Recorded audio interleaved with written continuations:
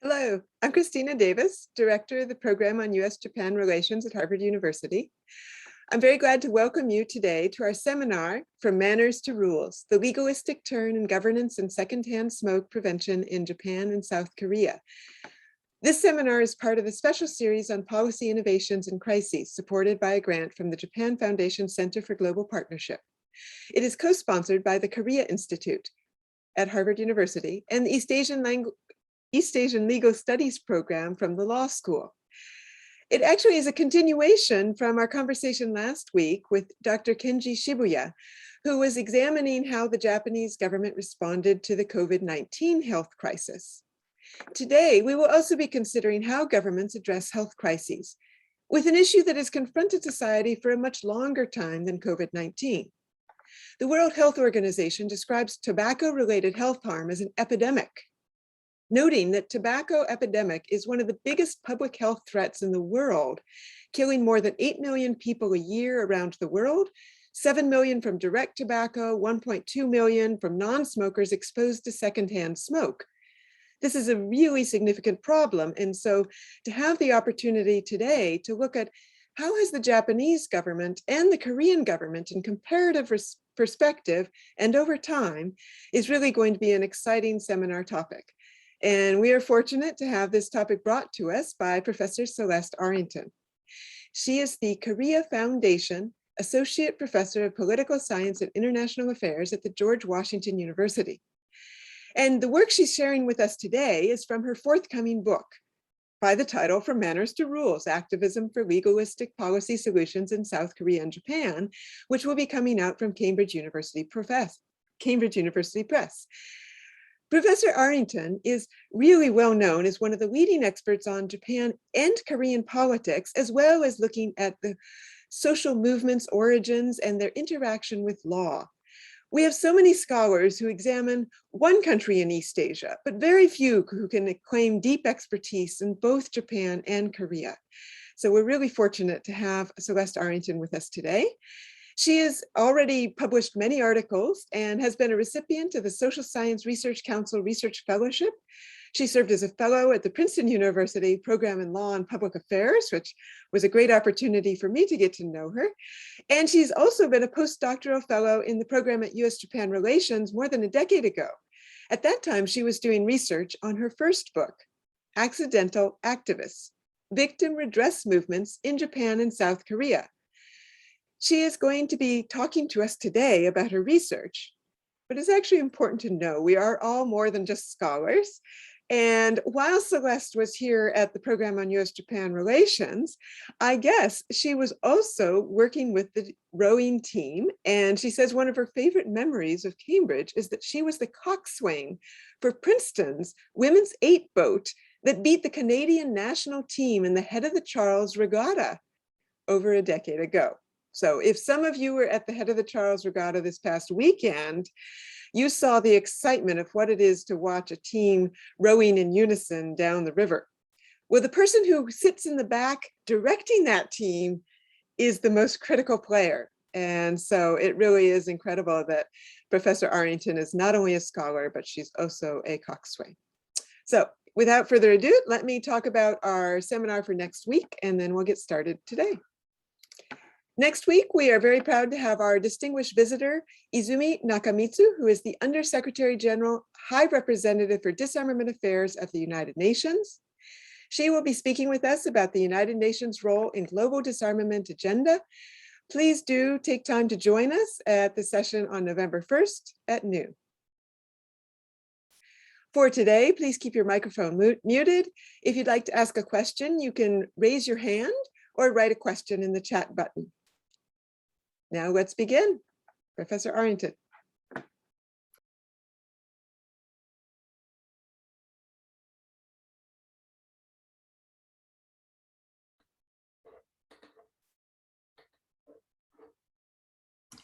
All right, thank you very much, Christina, for that kind introduction.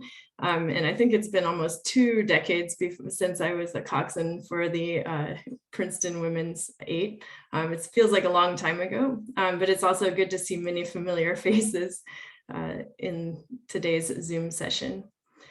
So I'm going to discuss my research today about the changing role of law and courts in Japanese and Korean politics and the rise of a more legalistic governance approach. Most of the scholarship about increasing legalism or the judicialization of politics focuses on top-down explanations, such as political elites' electoral calculations or political elites' responses to political fragmentation. And I'm going to explore some of the underappreciated bottom-up or societal drivers behind the gradual institutional changes that are transforming governance in East Asia towards a more legalistic approach. I'm going to illustrate this with some examples from my research, my current book project, as Christina just mentioned, which compares tobacco control reforms and disability rights reforms in Japan and Korea. So let me begin with a few words about why Korea and Japan are so ideal for comparison. Historically, approaches to governance in both countries were more bureaucratic and corporatist with relatively little judicial oversight. In short, they were non-legalistic approaches to governance. Both countries also had significant institutional disincentives to using the courts. So you had state-mandated caps on the number of lawyers, no class actions, no punitive damages. That meant that people who might want to influence policy via the courts had limited potential rewards. In addition, court proceedings tended to be long and discontinuous in both countries. However, both countries have enacted similar reforms in the past 2 decades. Notably, the state-mandated caps on the number of private attorneys were raised, and so you had more lawyers per capita in both countries. I recognize that this figure is a little bit inverted, but you had similarly increasing number of lawyers.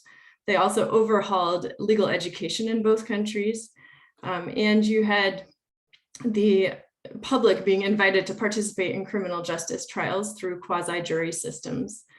In addition, legal aid was expanded in both countries, and the court proceedings became less document-based and more participatory in both countries. However, fewer scholars have analyzed so many scholars have analyzed these larger judicial reforms, as well as changes to legal education and the judicialization of politics through major court decisions, most notably through the Korean Constitutional Court. But fewer studies have taken stock of the incremental procedural and statutory changes which are making conditions more favorable for legal mobilization, and how these institutional changes are transforming governance, sometimes to make it more legalistic. And so I use this concept of a legal opportunity structure to take stock of some of the smaller and more incremental procedural and statutory changes in Japan and Korea. So legal opportunity structure is a relatively new concept, which builds off of the concept of political opportunity structure. And its definition is here. This refers to the relatively stable but not static features of a legal and judicial system that encourage or discourage people from mobilizing the law.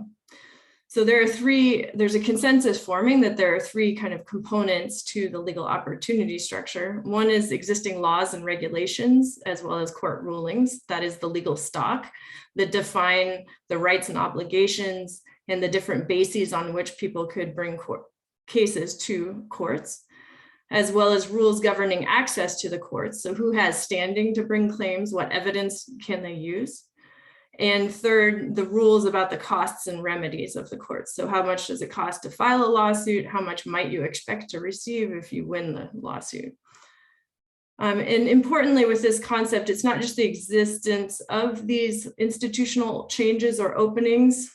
They must be perceived and seized in order for them to be useful. So I'm happy to talk more about the concept of legal opportunity structure as I use it in my book in the Q&A. But let me just take this opportunity to advertise a recent publication of mine this summer, which is a co-edited volume about rights claiming in South Korea in particular. And I have a chapter in it analyzing the smaller and incremental changes in Korea, which have made conditions more favorable for legal mobilization. So for example, judges are more willing to consider epidemiological data when demonstrating direct causality between an alleged tort and a harm is difficult. And that's particularly relevant for tobacco-related diseases. And then last year, the Korean ruling party introduced bills to expand class action and expand punitive damages, in particular for product liability type cases. So these are, this chapter takes stock of some of the legal and institutional changes which are transforming the role of law in courts in Korean politics. And I'm doing the same in my current book with the Japanese context as well. So a core part of a more open legal opportunity structure is the growing use of legalistic policy solutions. And legalism, Bob Kagan described as a sort of a US style approach to regulation. And he specifically wrote about how Japan was the opposite. But we're seeing a shift, not all the way to the US style approach to regulation, but Japan is moving closer to a legalistic approach in many issue areas. So legalism entails more formal, detailed rules and codified rights, fines for enforcement, and more formal dispute resolution and enforcement mechanisms, including via the courts. So this type of regulation is bringing the courts more into the policy making and policy implementation process. Increasing legalism has been observed around the world. For example, Steve Vogel, probably a dear friend to many of you, wrote about how market liberalization and deregulation was involving re-regulation or more rules. Similarly, Dan Kellerman and Francesca Bignami debated the extent and nature of more legalistic modes of governance in Europe, using the terms Euro-legalism and cooperative legalism. And Mary Gallagher at Michigan has written about how even China's authoritarian state has created rights-giving legislation and taught workers about that rights-giving legislation, encouraged them to use it in order to monitor local officials. So these more formal rules and mechanisms that we're observing around the world do empower the state and the courts and are contributing to a broader phenomenon of the judicialization of politics. But these legalistic modes of governance, I argue, also provide citizens with more legal tools with which to claim rights, to monitor policy implementation, to hold state actors accountable, and to sometimes even participate in the policymaking process. Tighter regulations on smoking are a great example of the legalistic turn in governance. So there are now more detailed rules and formal enforcement mechanisms that are spreading. First, to ban smoking on sidewalks. The map shows the expansion from 2011 to 2015 of restrictions in crowded public areas against smoking, as well as in indoor spaces, beginning with hospitals and educational facilities and government buildings, and expanding now to efforts to limit secondhand smoke from your neighbors in apartment buildings or veranda smoking. Most recently, you've seen passed in 2018 in Japan, new restrictions on smoking in restaurants and bars, including e-cigarettes or heat-not-burn products. The Ministry of Health, Labor, and Welfare in Japan summarizes this regulatory shift as mana kara ruru, or from manners to rules, which is where I draw my book's title. And today I'll focus on a couple of questions in this presentation. So what explains the shift towards more legalistic policy solutions in Japan and especially in Korea, which both were considered smokers' paradises historically with non-legalistic approaches to governance? And why did indoor smoking regulations go further in some places than in others? So Korea has stricter restrictions on indoor smoking than Japan does. and Tokyo Metropolitan's government passed stricter indoor smoking regulations than the national government did. So as we're examining secondhand smoke prevention policies, this is an opportunity to evaluate how civil society actors are contributing to this shift in approach to governance. As I mentioned at the outset, the existing explanations for increasing legalism tend to be top-down. So for example, politicians adopt legalistic policy solutions in order to tie their successors' hands in a moment of party turnover. Or they pass legalistic policy solutions in order to cope with fragmented political institutions. And that's particularly true in the US context or in Europe as Europe integrates regionally. In addition, judges might try to alter the procedure or encourage legalistic policy approaches in order to take more of a role in politics. These explanations, I argue, are not wrong, but I think they overlook the societal drivers that also help explain the shifts that we're seeing. And so my argument today is joining a small group of scholars who want to highlight the bottom-up drivers behind legalistic governance. I elucidate how activists and lawyers are agents of gradual institutional change, in other words. So for example, the tobacco control advocates are lobbying for tighter restrictions on smoking and creating new legal requirements. So in Japanese, this move, or in Japan, this move is from recommendations to legal obligations. In Japanese, called gimuka, or the making something obligatory, or gimuzuke, or adding an obligatory layer to regulations. They've also passed created new legislation that tasks state agencies with promoting health and reducing secondhand smoke exposure. The tobacco control advocates don't stop at that legislation, however. In addition, both before, during, and after the passage of these new regulations, they're pursuing litigation. And here, this helps clarify the rights that are laid out in legislation. It also brings the judges in to monitor implementation of the policy. And importantly, the litigation helps raise public awareness about, in this case, the secondhand smoke issue. So lawyers and activists did not just passively accept the legal opportunity structure, but they identified specific areas for reform and gradually organized activity to ease legal mobilization down the road. And this has resulted in a shift in the approach to governance in Japan and Korea to expand the role of law and courts in policy making and policy implementation. And so my book's argument, as I mentioned, compares disability rights and tobacco control. Specifically, I have two sets of reforms in each of those issue areas in each country. So you can see disability discrimination, accessible public transportation, tobacco product liability, and my focus for today, indoor smoking restrictions, are the comparisons that I make in this book.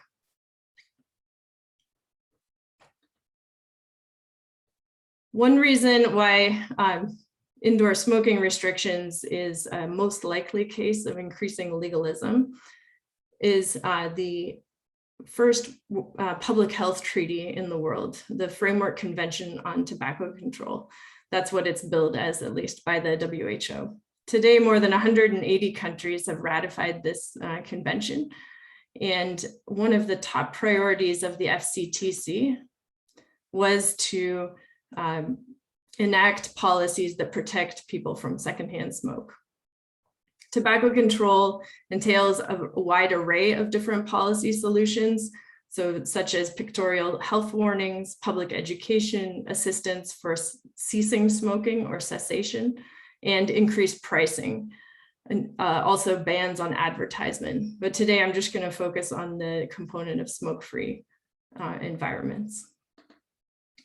One of the reasons I do so is that Article 8, which is to protect people from exposure to tobacco smoke, is the most implemented article under the FCTC. In the 2007 implementation guidelines for the FCTC, the guidelines recommend 100% smoke-free environments, and they specify that designated smoking areas, or bunenshitsu, separate smoking areas, are not effective, nor is filtration technology. And so today we're going to look at some of the reforms that Japan and Korea enacted in order to implement Article 8 to come into compliance with the Framework Convention on Tobacco Control. Historically, Japan and Korea were famous for having high rates of smoking. Male smoking rates remain the number 3 and number 4 highest among OECD countries. And after Turkey, Japan and Korea also have the largest gender disparities in smoking rates. So because of that disparity, you might expect great attention to efforts to reduce secondhand smoke. But historically, there were very few restrictions in either country on where you could smoke. There was allegedly a strong smoking culture, and work and social gatherings often involved smoking and drinking.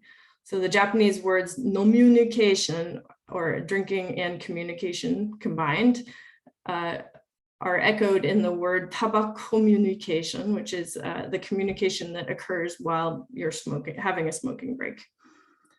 In addition, cigarettes were very cheap in both countries and widely available, such as through the vending machines. Until 2015, for example, Koreans only had to pay $2 per pack of cigarettes, and that was the cheapest in the OECD. At the same time, both countries had influential tobacco companies, which were formerly state-owned monopolies. In Japan, in 1985, Japan Tobacco was privatized. And in 2001, Korea Tobacco and Ginseng, now called KT&G, was privatized as well. But state entities remain the largest shareholders. So Korea's national pension holds more than 12% of the KT&G stock today. And until 2013, Japan's Ministry of Finance held half of Japan Tobacco stock. That's down to 1/3 of stock now. Also, both governments are legally required through legislation to promote the tobacco industry under what's called the Tobacco Business Act. Each of these two producers, the KT&G and Japan Tobacco, still control about 60% of the market share in each country. So they have the power to resist stronger tobacco control regulations. Despite historically weak tobacco control regulations, male smoking rates, however, have been declining since the 1990s. Here's in Korea, and here's in Japan. About 1/3 of men in both countries smoke today, and women have remained steady at about 10% smoking rates. Part of this shift in behavior has changed attitudes about smoking and facilitated the gradual introduction of limits on indoor smoking. So first in educational, government, and medical facilities, as well as on sidewalks, as I mentioned earlier, and then gradually to other public venues. Not all of the decline in smoking rates, however, is due to those increased restrictions on where you can smoke. In fact, they've been sort of mutually reinforcing, and a number of the indoor smoking restrictions, especially in Japan, have been just voluntarily. Restaurant chains, for example, have decided to ban smoking indoors. You've also had several local ordinances. As a result, people's exposure to secondhand smoke has declined over time. Here's in Korea, and here's in Japan. The reforms that I want to focus on today are passed in 2011 in Korea and 2018 in Japan. So Korea revised its 1995 National Health Promotion Act in 2011 to gradually move to make all restaurants, bars, and cafes smoke-free by January 2015. Meanwhile, in Japan, the major reforms were enacted in 2018. They revised the 2002 health promotion law in order to ban smoking in most public places, but to allow smoking rooms, or basically to accommodate indoor smoking in specific areas. They shifted from a doryoku gimu, or an obligation to try to prevent secondhand smoke, towards a legal requirement to bar minors from smoking rooms and to post signage about where you could smoke and what you could do in the smoking rooms. In addition, new restaurants, the ones that were just recently built, had to segregate smoking or be completely smoke-free. At the same time, the 2018 rules introduced fines for rule breakers for the first time at the national level. And in 2018, in the same month, in the summer, Tokyo Metropolitan Government enacted a secondhand smoke prevention ordinance, which required that any restaurant with employees either have a separate smoking room or go entirely smoke-free. And the logic there was that workers' rights to breathe clean air were important. And so the concept of don't do harm to others, or tasha kigai, was the basis for that law. As a result, 84% of Tokyo metropolitan restaurants were covered under the new secondhand smoke prevention law or ordinance. And then at the national level, only 45% of restaurants were covered and required to go smoke-free. In short, neither country had a comprehensive ban on smoking in public places until Korea finished implementing revisions to the National Health Promotion Act, and its 2015 full implementation meets FCTC standards. Japan, however, increased the legalistic approach to controlling indoor smoking, but it only increased its compliance with FCTC guidelines from the bottom to one step up in terms of how well it's complying. Tokyo Metropolitan Government, however, passed stricter regulations, and so it is closer to meeting the FCTC standard. So these recent reforms have made smoking regulations notably more legalistic across the board, but you have some variation, more so in Korea and less so in Japan. How do we explain this increasing turn to legalism? I argue that tobacco control advocates leveraged the changing societal attitudes towards smoking, as well as the international convention or international norms, in order to make changes domestically in the approach to governance.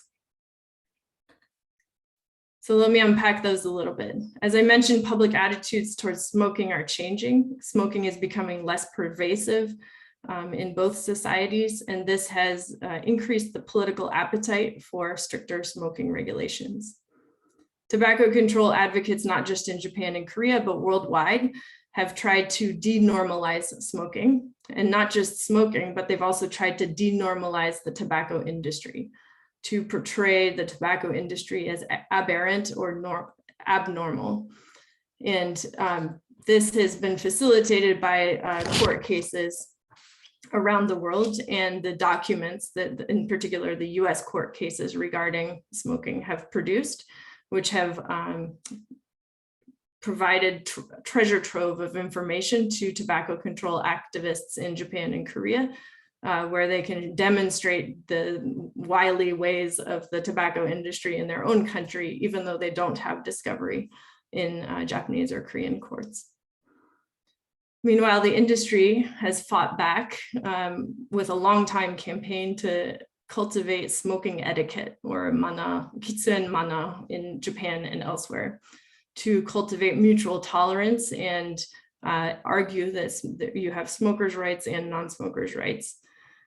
This manners campaign has downplayed the health risks of secondhand smoke and emphasizes instead that smoke is a nuisance, it's a meiwaku, and that some people just don't like smoke. The smoking manners campaign is pervasive, and tobacco advertising of products is not legal anymore in Japan, but smoking manners advertising by the tobacco companies is legal. And so you see still lots of advertising about smoking manners. In addition, there's been pushback from restaurants and bar associations in both countries. So for example, in Korea, there was an unsuccessful constitutional complaint that the smoking ban violated the freedom of business and the right to property. And one restaurant owner said, given that cigarettes and alcohol go together in most cases, many customers are leaving their old hangouts because they cannot smoke there any longer. And the regulation is unfair and too harsh to people like us running these small izakaya type restaurants. In Japan, several hundred people protested the health promotion law revisions, and the Association of Restaurants and Bars in Japan helped water down the legislation. However, Japan Tobacco is a member and a funder of the Association of Restaurants and Bars. So in both countries, the tobacco industry remains influential, and the fact that farmers and tobacco sellers are constituents has resulted in a resistance to indoor smoking bans. But public opinion about the declining tolerance towards smoking has provided some politicians with political cover to expand restrictions on smoking. That does not fully explain why you get this legalistic approach, however, and there is where tobacco control advocates come in. The tobacco control advocates have leveraged the policy diffusion of ideas through the FCTC process. In particular, as Christina mentioned at the outset, policymakers around the world face similar problems of a tobacco epidemic, and so they are sharing similar solutions for how to address this epidemic. International treaties like the FCTC and the associated implementation guidelines that I cited earlier offer ready-made solutions for what to do in response to indoor smoking. And they've clarified what tobacco control advocates can demand. In particular, the FCTC process creates a ranking system for every country in the world called MPOWER. You can see what each of these acronyms stands for here. But the P in MPOWER is to what extent does the country protect people from secondhand smoke? And Japan is notoriously low historically on the P part of MPOWER ranking. And so this has given tobacco control advocates a way to shame the Japanese government into improving its ranking in this cross-national comparison. The FCTC has also created lots of global networks among health officials, public health experts, tobacco control advocates. And so, for example, Seoul hosted the Conference of Parties of the FCTC in 2012. And because they knew they were going to host that, that may have helped catalyze the reforms in 2011 to start barring smoking in restaurants and bars. Another source of international pressure for reform has been the Olympics and Paralympics hosted in Pyeongchang in 2018 in Korea and in 2021 in Tokyo. The International Olympic Committee has been promoting a smoke-free Olympics since 1988. And so there were lots of examples in the legislative minutes about we don't want to be the first host to not have a smoke-free Olympics. All of these facilitated decades-long advocacy by tobacco control groups in both countries. It made political elites more receptive to the tobacco control advocates' demands. Since the late 1970s in Japan and the late 1980s in Korea, you've had a small but very active movement for tobacco control. And in particular in Korea, consumer rights groups and medical professionals provided information subsidies to lawmakers as they were debating how to reform legislation to address the issue of indoor smoking. In Japan, the tobacco control advocates began with seeking smoke-free bullet trains or Shinkansen in the late 70s and early 80s. And they moved then to smoke-free taxis. And there have been decades of lawsuits related to tobacco. Most of those lawsuits they have not won, but they have been able through them to raise awareness about secondhand smoke, as well as to get companies to voluntarily change their practices and, for example, increase the number of cars on the Shinkansen that are smoke-free. Those lawsuits created a dense network of lawyers who became repeat players, and they gained a lot of expertise, not just with Japanese law related to smoking, but law examples from abroad that they could then import to request more legalistic policy solutions in Japan. And so a couple of key players, I want to just close with the comparison of the national level reforms and the Tokyo metropolitan level reforms. One key player at the national level was Matsuzawa Shigefumi, who was a committed governor of Kanagawa Prefecture, which was the first prefecture to enact a secondhand smoke prevention ordinance. He felt that ordinance really failed, and so when he got elected to the upper house in 2013, he spearheaded an initiative to make smoking indoors more restricted at the national level. He partnered with an official in the Ministry of Health, Labor, and Welfare named Shobayashi Tokuaki, who had first he had drafted the health promotion law in 2001, and he just happened to be rotated back in as the director of the division in the Ministry of Health that was supposed to oversee the revisions of the health promotion law. And so together they fought the Tabako Giren, or the Association of Pro-Tobacco Diet Members in the LDP, who number 300 diet members, to try to get as much legalistic content into the new revisions in 2018 as possible. So they had to compromise, for example, on eateries that were smaller than 100 square meters, but they got a ban on minors in smoking rooms and the requirement that all new restaurants and bars be smoke-free or have a separate smoking room. While the national diet level deliberations were stuck between the Tabako Giren, the pro-tobacco diet members, and the tobacco control diet members, Tokyo elected its first woman governor, and one of her platforms was to improve the health of women and children. And a lawyer named Okamoto Koki happened to be elected to the Metropolitan Assembly at the same time, and he had been one of the lawyers on the lawsuits related to tobacco, in particular to ban workplace smoking.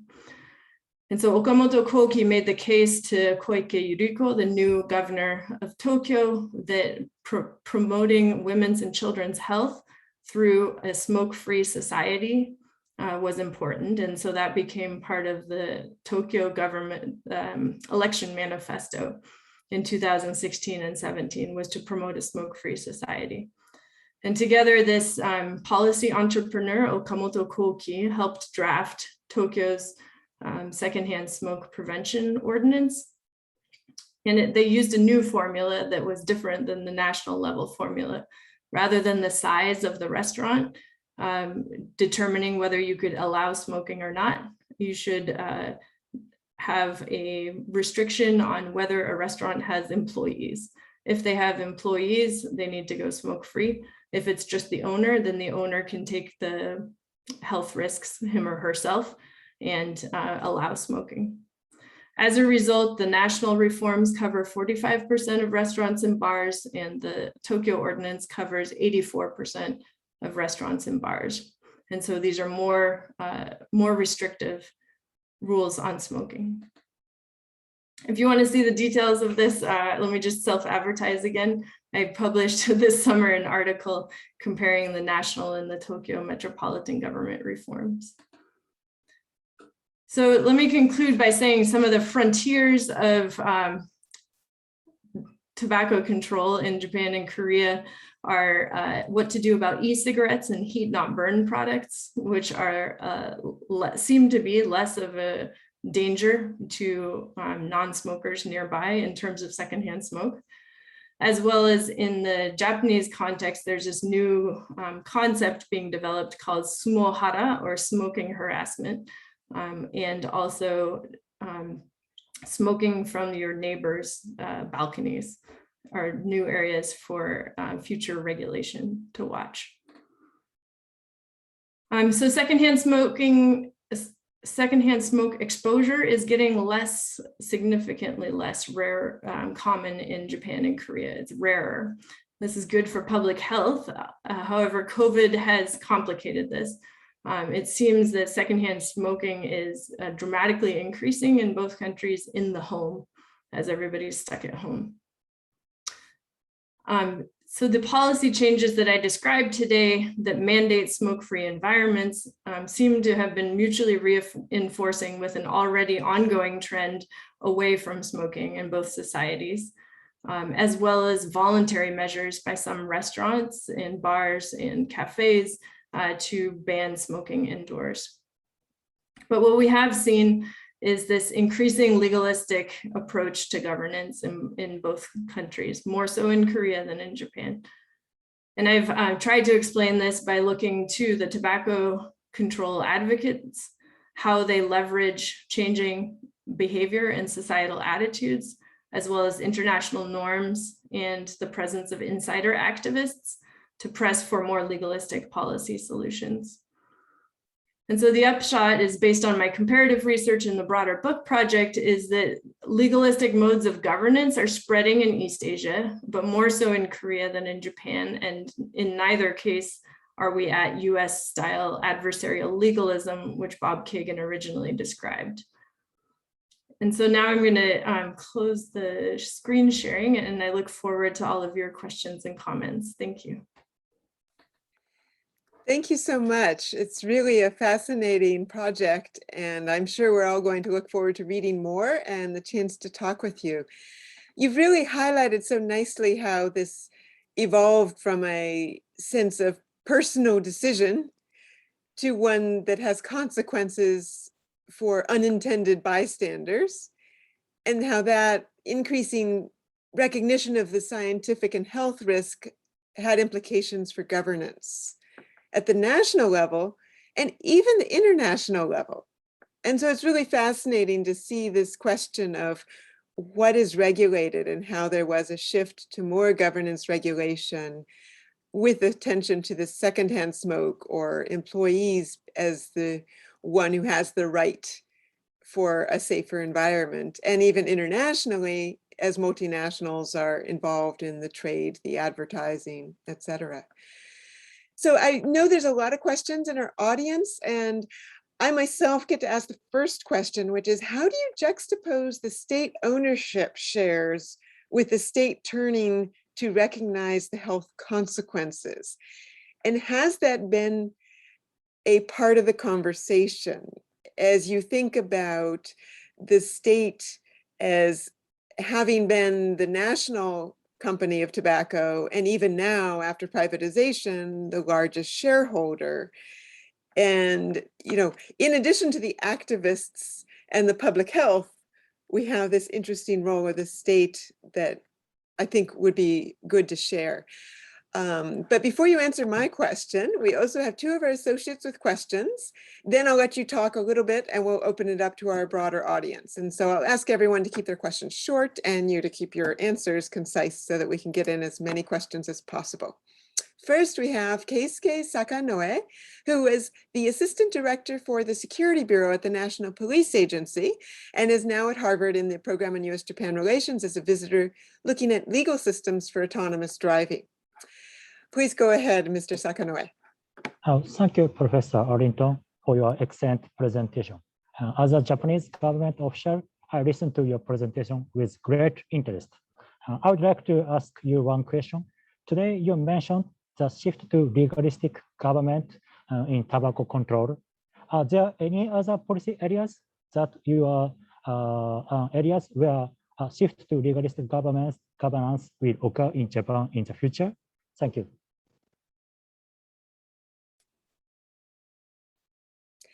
And let me have one more question from another associate, Catherine Starr, who is the consulting producer at NHK World. Her project this year while at Harvard is looking at atomic anniversaries, media, memory, and covering Hiroshima and Nagasaki in a post-Hibakusha world. Catherine, would you like to ask your question? Yes, thank you very much for your presentation. I'm curious about the future that you were looking ahead to in your conclusions. Do you anticipate the same kind of cultural conversations that are happening now in North America about the dangers of e-cigarette companies marketing their products by appealing to youths with these fun flavors of the vaping? Do you think those same kind of cultural conversations will be happening or are happening in Japan and South Korea? Celeste, you now can answer the first three questions, and then we have more in line. Sure, and I'll try to keep it brief. These are big questions, so thank you very much. First to Christina's, state ownership is a constant in this discussion, especially or prior state ownership in this discussion in Japan in particular. And the activists have really fought hard, and they had a proposal under the DPJ government to abolish the Tobacco Business Act, which requires the government to promote the tobacco industry, even if it's no longer the main owner. The Ministry of Finance is powerful in Japanese politics in general, and they're the ones that hold the shares.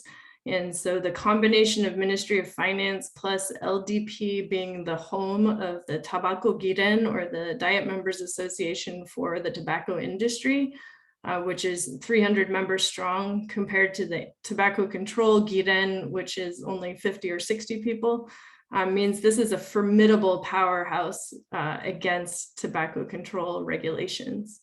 In addition, the tax incentives are not there for tobacco control regulations. The tax related to cigarettes has been called a second addiction after nicotine. And for all countries who tax cigarettes, this is a constant issue.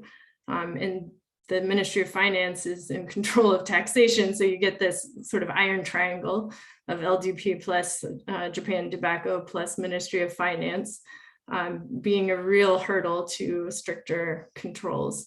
And so tobacco control activists have tried to advertise to get gaiatsu, or foreign pressure, on the Japanese government, including through the Olympics and Paralympics, to try to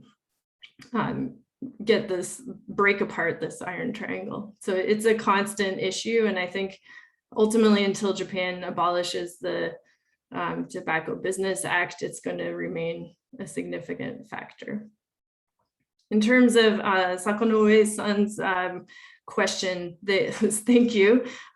In my book, I do compare the increasing legalism in disability rights related policies.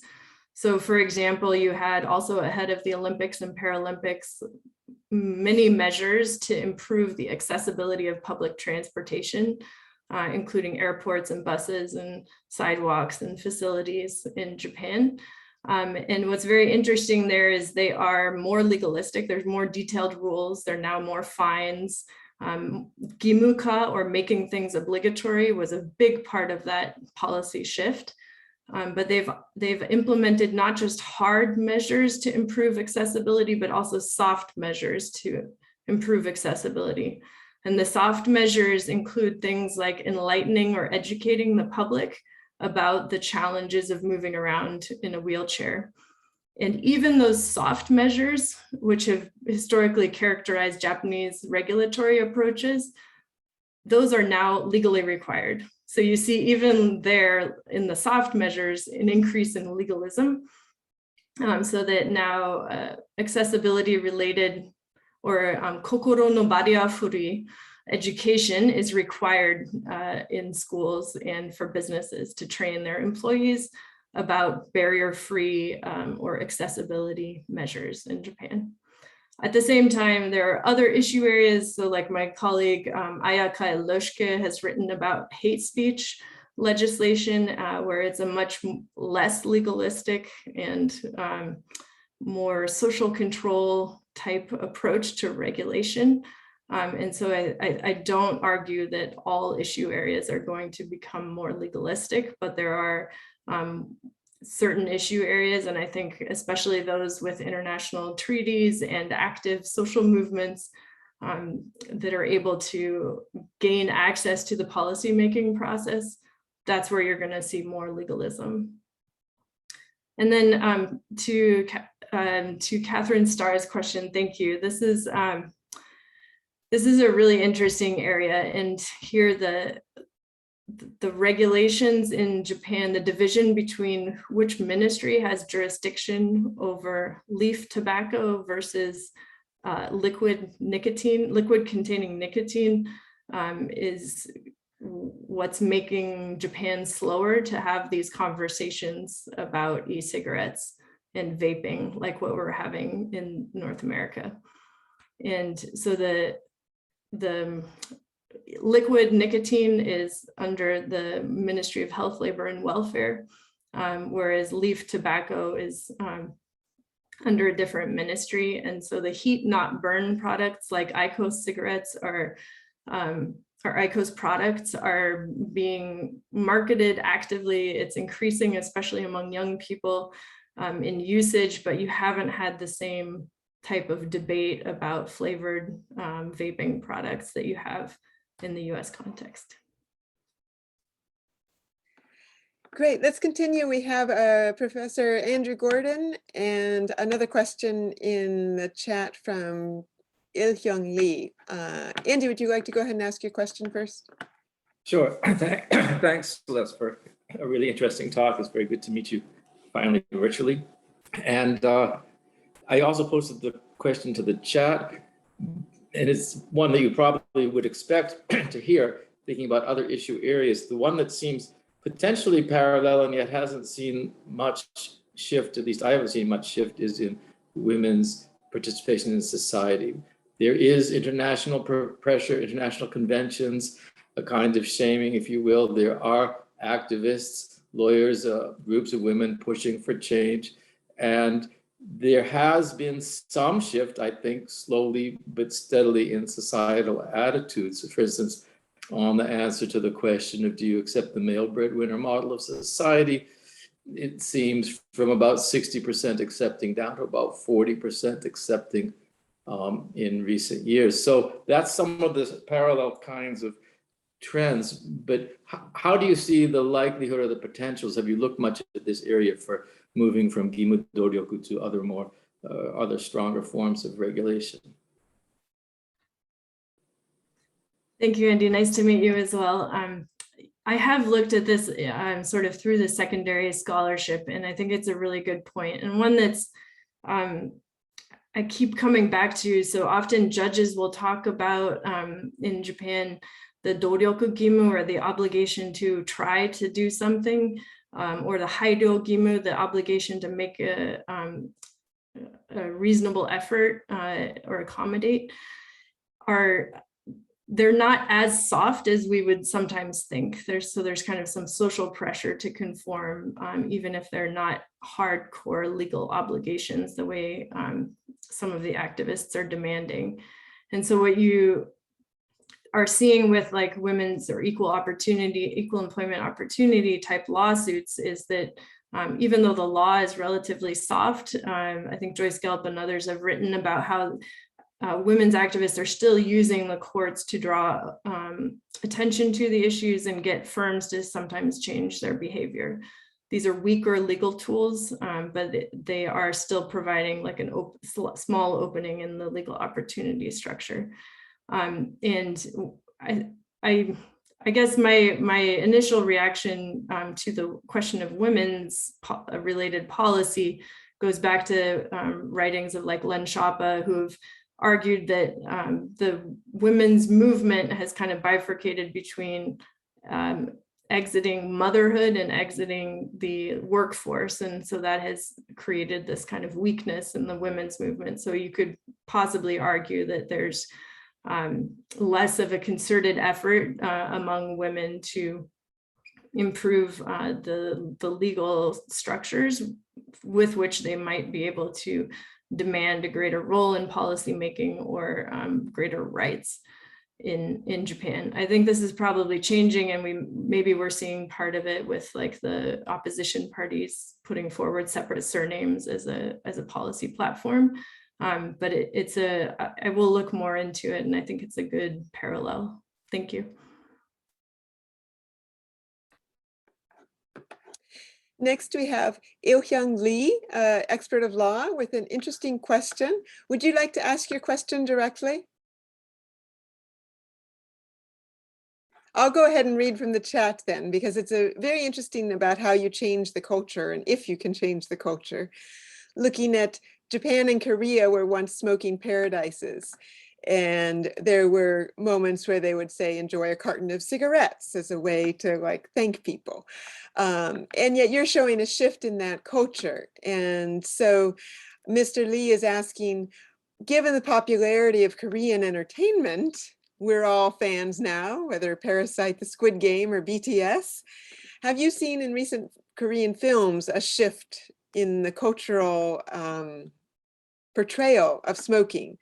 Is there a recent Korean film, television, song that indicates an emerging anti-smoking culture? Thank you, Il-Hyung, for the question, and good to hear from you again. So that's a really good question, and I should look more into this, not being an avid Squid Game watcher myself. What you have seen are huge debates about the portrayal of women in K-dramas, and an increasing role for strong women who don't just fit the stereotype of a good mother type figure. And so I think the tobacco control advocates is where I know that this issue is being pursued. They are trying to change the portrayal of smoking in dramas, in television, in movies, the same way that we had in the US a couple of decades ago. My sort of couch potato perspective is that I have not seen a huge shift away from tobacco the way you have in over the last 2 decades in the US, but I will look into that more. And to my knowledge, there are no regulations specifically about that yet in Korea. Thank you. Stephen Helfer, could you introduce yourself and ask your question?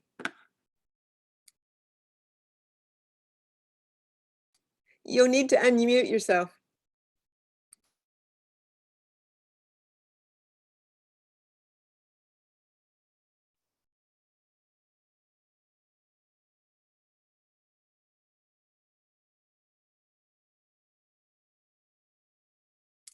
I think technology is overcoming. Are you able to unmute? There you go.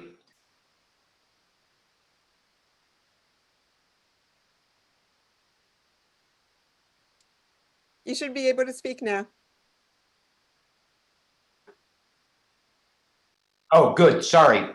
In the United States, smoking is pretty much confined to a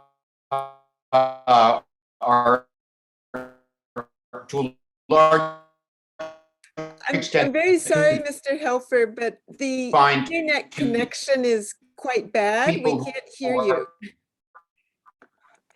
In the United States, smoking is very much more common among